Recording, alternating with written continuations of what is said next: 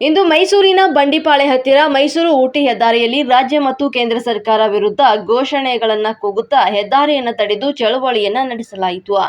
ಪ್ರತಿಭಟನೆ ನೇತೃತ್ವ ವಹಿಸಿ ಮಾತನಾಡಿದ ಸಂಘದ ರಾಜ್ಯಾಧ್ಯಕ್ಷ ಹಳ್ಳಿಕೇರೆ ಹುಂಡಿ ಭಾಗ್ಯರಾಜ ಅವರು ಮೈಸೂರು ಮತ್ತು ಚಾಮರಾಜನಗರ ಜಿಲ್ಲೆಯಲ್ಲಿ ತೀವ್ರ ಬರಗಾಲದಿಂದ ತತ್ತರಿಸಿದ್ದು, ಗಾಯದ ಮೇಲೆ ಬರೆ ಎಳೆದಂತೆ ಕಳೆದ 2 ದಿನಗಳಿಂದ ಭೀಕರ ಸುಂಟರಗಾಳಿಯಿಂದ ಬಾಳೆ ಬೆಳೆಗಳನ್ನು ಬೆಳೆಗಾರರು ತೀವ್ರ ಸಂಕಷ್ಟಕ್ಕೆ ಸಿಲುಕಿದ್ದಾರೆ. ಸುಮಾರು 2 ಜಿಲ್ಲೆಗಳಿಂದ ಸುಮಾರು 1,500 ಹೆಕ್ಟೇರ್ ಪ್ರದೇಶವು ಬಾಳೆ ಬೆಳೆ ನಷ್ಟವಾಗಿರುತ್ತದೆ. ಇದಕ್ಕೆ ರಾಜ್ಯ ಸರ್ಕಾರ ವಿಶೇಷ ಪ್ಯಾಕೇಜ್ ಅನ್ನು ಘೋಷಿಸಿ ಬಾಳೆ ಬೆಳೆಗಾರರಿಗೆ ರಕ್ಷಣೆಗೆ ಮುಂದಾಗಬೇಕು ಅಂತ ಕರ್ನಾಟಕ ರಾಜ್ಯ ಕಬ್ಬು ಬೆಳೆಗಾರರ ಸಂಘದ ಹಳ್ಳಿಕೇರೆ ಹುಂಡಿ ಭಾಗ್ಯರಾಜ್ ಒತ್ತಾಯಿಸಿದ್ರು. ಗ್ರಾಮೀಣ ಭಾಗದಲ್ಲಿ ತೀವ್ರ ಬರಗಾಲವಿದ್ದು ಜಾನುವಾರುಗಳಿಗೆ ಮೇವು ಸಿಗದೆ ತೊಂದರೆಯಾಗ್ತಾ ಇದೆ. ಮೇವು ಕೇಂದ್ರಗಳನ್ನ ಗ್ರಾಮ ಪಂಚಾಯಿತಿ ಮಟ್ಟದಲ್ಲಿ ತೆರೆದು ಯಾವುದೇ ಷರತ್ತಿಲ್ಲದೆ ಮೇವು ಪೂರೈಸಬೇಕು. ಇನ್ನು ಗೋಶಾಲೆಗಳನ್ನ ತಕ್ಷಣ ಆರಂಭಿಸಲು ಒತ್ತಾಯಿಸಿದ್ರು.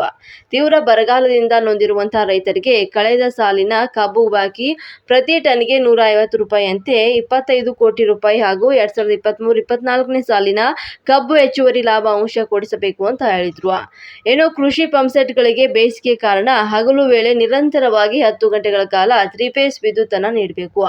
ಸರ್ಕಾರಿ ಆದೇಶವನ್ನು ಪಾಲಿಸದೆ ವಿದ್ಯುತ್ ಇಲಾಖೆಗಳು ಮನಬಂದಂತೆ 5 ಗಂಟೆ ವಿದ್ಯುತ್ ಪೂರೈಸುತ್ತವೆ ಅಂತ ತಮ್ಮ ಆಕ್ರೋಶವನ್ನ ವ್ಯಕ್ತಪಡಿಸಿದ್ರು.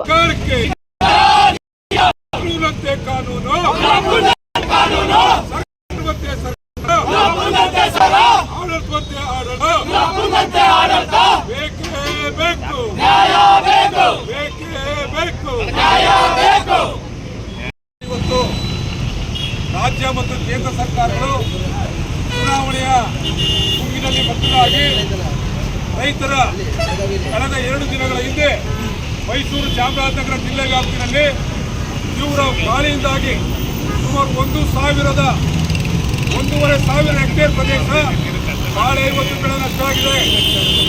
ರೈತ ಇವತ್ತು ಬಾಳೆ ಬೆಳೆಯನ್ನು ಬೆಳೀಲಿಕ್ಕೆ ಸುಮಾರು 2.5 ಲಕ್ಷ ರೂಪಾಯಿ ಒಂದು ಎಕರೆ ಖರ್ಚು ಮಾಡಿದ್ದಾರೆ.